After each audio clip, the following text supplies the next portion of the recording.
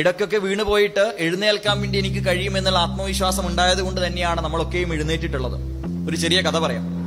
17-ാം വയസ്സിൽ ഒരു പെൺകുട്ടിയെ ഒരു കോളേജിൽ നിന്ന് പുറത്താക്കുകയാണ്. 24-ാമത്തെ വയസ്സിൽ സ്ക്ലിറോസിസ് എന്നുള്ള രോഗം ബാധിച്ച് അവരുടെ അമ്മ ഈ ലോകത്തോട് വിട പറഞ്ഞു. 28-ാമത്തെ വയസ്സിൽ അവർ ഡിവോഴ്സ് ആവുകയാണ്.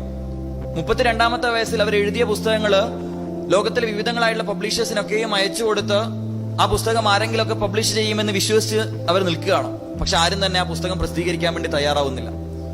അങ്ങനെ ജീവിതത്തിന്റെ ബാല്യവും യൗവനത്തിലൊക്കെ എല്ലായിടങ്ങളിൽ നിന്നും റിജക്ട് ചെയ്യപ്പെടുന്ന ഒരു യുവതി. ബാല്യവും യൗവനവും ഒക്കെ നിങ്ങൾ പരിശോധിക്കുന്ന സമയത്ത് ദുഃഖങ്ങളും ദുരന്തങ്ങളും ദുരിതങ്ങളും മാത്രം ബാക്കി പത്രമാവുന്ന ഒരു സാധാരണ പെൺകുട്ടി.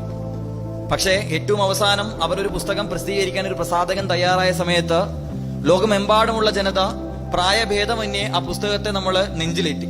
ആ കഥാപാത്രത്തെ ഏറ്റവും സ്നേഹത്തോടും സന്തോഷത്തോടും കൂടി നമ്മൾ ഇന്ന് നെഞ്ചേറ്റി വിളിക്കുന്ന ഒരു കഥാപാത്രമാണ്. ഏതാണ് ആ കഥാപാത്രം? ഹാരി പോട്ടർ എന്ന് നമ്മൾ ഏറ്റവും സ്നേഹത്തോടെ വിളിക്കുന്ന ജെ.കെ. റൗളിംഗ് എന്നുള്ള ലോകത്തെ ഏറ്റവും ആരാധ്യയായ എഴുത്തുകാരി എഴുതിയ പുസ്തകം. ബ്രയാൻ ലാറ എന്നുള്ള വെസ്റ്റ് ഇൻഡീസ് ക്രിക്കറ്റ് ഇതിഹാസ താരമുണ്ട്. 2002-ൽ ഹെപ്പറ്റൈറ്റിസ് ബി എന്നുള്ള രോഗം ബാധിച്ച് അദ്ദേഹം കളിക്കളത്തിൽ നിന്ന് താൽക്കാലികമായി വിരമിച്ചു. തങ്ങളുടെ പ്രിയപ്പെട്ട ഇതിഹാസ താരത്തിന് വീണ്ടും ക്രിക്കറ്റിലേക്ക് ക്രീസിലോട്ട് ഇറങ്ങി ക്രിക്കറ്റിന്റെ ഏറ്റവും മാന്ത്രികത കാണിക്കാൻ ഇനി കഴിയില്ലല്ലോ എന്ന് വിചാരിച്ച് ലോകത്തിൽ ഒന്നടങ്കം അദ്ദേഹത്തിന്റെ ആരാധകരൊക്കെ വിഷമിച്ചിരുന്നിടത്ത് നിന്ന് 2004-ൽ വീണ്ടും കളിക്കളത്തിലേക്ക് മടങ്ങി വന്ന് ഇംഗ്ലണ്ടിനെതിരെ ടെസ്റ്റ് ക്രിക്കറ്റിൽ 400 നോട്ട് ഔട്ട് എന്നുള്ള ചരിത്ര വിജയം രചിച്ചുകൊണ്ടാണ് അന്ന് അദ്ദേഹം ആരാധകർക്ക് മറുപടി നൽകിയത്. യുവരാജ് സിംഗ് എന്നുള്ള ഒരു ക്രിക്കറ്റ് താരത്തെ പറ്റി നമ്മൾ പഠിക്കുന്നുണ്ട്. ക്യാൻസറിന് മുമ്പിൽ തോറ്റുപോയി എന്നല്ല നമ്മൾ യുവരാജ് സിംഗിനെ പറ്റി പറഞ്ഞിട്ടുള്ളത്. ക്യാൻസറിനെ അതിജീവിച്ച യുവരാജ് സിംഗ് എന്നാണ് നമ്മൾ അദ്ദേഹത്തെ വിശേഷിപ്പിക്കുന്നത്. ഇന്ത്യയിൽ മുമ്പ് ഒരു വോളിബോൾ പ്ലെയർ ഉണ്ടായിരുന്നു. അരുണിമ സിൻഹ എന്നാണ് അവരുടെ പേര്. ഒരിക്കൽ ട്രെയിനിലൂടെ യാത്ര ചെയ്യുന്ന സമയത്ത് ഒരു കൊള്ള സംഘം ആ ട്രെയിൻ ആക്രമിക്കുകയും അവരെ തൊട്ടടുത്ത പാളയത്തിലേക്ക് എടുത്തെറിയപ്പെടുകയും ചെയ്തു. തൊട്ടടുത്ത നിമിഷം അതുവഴി കടന്നു വന്നിരുന്ന ഒരു ട്രെയിൻ അവരുടെ കാലിന് മുകളിലൂടെയാണ് കയറി ഇറങ്ങിയത്. ഒരു കായിക താരത്തെ സംബന്ധിച്ചിടത്തോളം ഒരു കാല് നഷ്ടപ്പെടുക എന്നുള്ളത് അവരുടെ സ്വപ്നങ്ങൾക്ക്, അവരുടെ ആഗ്രഹങ്ങൾക്ക് മുകളിലൂടെ കയറി ഇറങ്ങുന്ന ഒരു അനുഭവമായിരുന്നു. ആശുപത്രി കിടക്കയിൽ വെച്ച് ചുറ്റിലും കൂടി നിന്നവരൊക്കെ വലിയ സഹതാപത്തോടു കൂടി അവരോട് സംസാരിക്കുകയാണ്. ഇനി എങ്ങനെയാണ് കളിക്കാൻ പറ്റുക? പഴയ ആവാശത്തിലേക്ക്, പഴയ പെർഫോമൻസിലേക്ക് എങ്ങനെയാണ് തിരിച്ചു പോകാൻ വേണ്ടി പറ്റുക? ആശുപത്രി കിടക്കയിൽ തന്റെ ചുറ്റിലും കൂടി നിന്നവരൊക്കെ സഹതാപം തന്നിൽ അർപ്പിക്കുന്നത് കാണുന്ന സമയത്ത് അവിടെ തളർന്നു നിൽക്കാനല്ല അരുണിമ സിൻഹ എന്നുള്ള ആ ചെറുപ്പക്കാരിക്ക് തോന്നിയത്. മറിച്ച് അവിടെ നിന്ന് അവർ പുതിയൊരു ആഗ്രഹം തന്റെ ജീവിതത്തിലേക്ക് രേഖപ്പെടുത്തുകയാണ്. എനിക്ക് എവറസ്റ്റ് കീഴടക്കണം. അങ്ങനെ കാലില്ലാതിരുന്നിട്ടും എവറസ്റ്റ് കീഴടക്കുന്ന ചരിത്ര വനിതയായിട്ട് അവർ മാറുകയാണ്. എവറസ്റ്റ് മാത്രമല്ല, ലോകത്തിൽ ഏത് വൻകരകളിലും ഉയർന്നു നിൽക്കുന്ന എല്ലാ കൊടുമുടികളും തനിക്ക് കീഴടക്കണം എന്നുള്ള വലിയ ആവേശത്തിന് പുറത്ത് അവർ ഇന്ന് ലോകത്തിൽ സഞ്ചരിച്ചുകൊണ്ടിരിക്കുകയാണ്.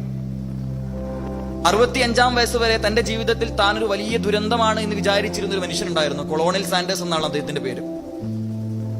65-ാം വയസ്സ് വരെ താൻ ചെയ്തിരുന്ന ചെറിയ ജോലികളിൽ താൻ എല്ലായിടങ്ങളിലും പരാജയമാണ്, തന്നെ എല്ലാവരും കുറ്റപ്പെടുത്തുന്നു എന്ന് വിചാരിച്ചിരുന്നിരുന്ന ഒരു സാധാരണ മനുഷ്യൻ 65-ാമത്തെ വയസ്സിലാണ് അദ്ദേഹത്തിന് മനസ്സിലേക്ക് ഒരു ആശയം ഉദിക്കുന്നത്. 88-ാമത്തെ വയസ്സിൽ ലോക കോടീശ്വരന്മാരിൽ ഒരാളായിട്ട് കൊളോണിൽ സാൻഡേഴ്സ് എന്നുള്ള വ്യക്തിക്ക് മാറാൻ പറ്റിയത് അദ്ദേഹത്തിന്റെ മനസ്സിലേക്ക് ഏത് ആശയം വന്നതുകൊണ്ടാണ്? KFC എന്നുള്ള കെൻഡക്കിൽ ഫ്രൈഡ് ചിക്കൻ എന്ന് നമ്മൾ വിളിക്കുന്ന KFC എന്നുള്ള ആശയം ഏറെ വൈകി 65-ാമത്തെ വയസ്സിലാണ് വന്നതെങ്കിലും ഏറെയും ആവേശത്തോടുകൂടി അദ്ദേഹത്തിന് അത് പ്രാവർത്തികമാക്കാൻ വേണ്ടി പറ്റിയത് കൊണ്ടാണ് കൊളോണിൽ സാൻഡേഴ്സ് എന്നുള്ള വ്യക്തിയെ പറ്റി നമ്മൾ പഠിക്കുന്നത്.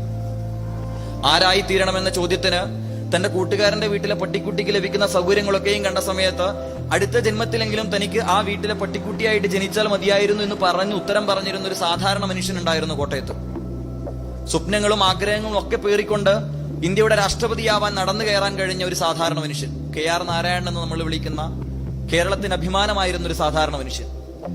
തമിഴ്നാടിനടുത്ത് രാമേശ്വരത്ത് നിന്ന് ഒരു സാധാരണ കുടുംബത്തില് നിന്ന് അബ്ദുൽ കലാം എന്നുള്ള മനുഷ്യന് ഇന്ത്യയുടെ മിസൈൽ ടെക്നോളജിയുടെ തലപ്പത്തേക്ക്, അതിനപ്പുറത്തേക്ക് ഇന്ത്യയുടെ രാഷ്ട്രപതിയാവാൻ നടന്നു കയറിയ ചരിത്രവും നമ്മൾ പഠിക്കുമ്പോൾ നമ്മൾ കാണുന്നത് ചരിത്രം പലപ്പോഴും തോറ്റുപോയവരുടേത് കൂടിയാണ്.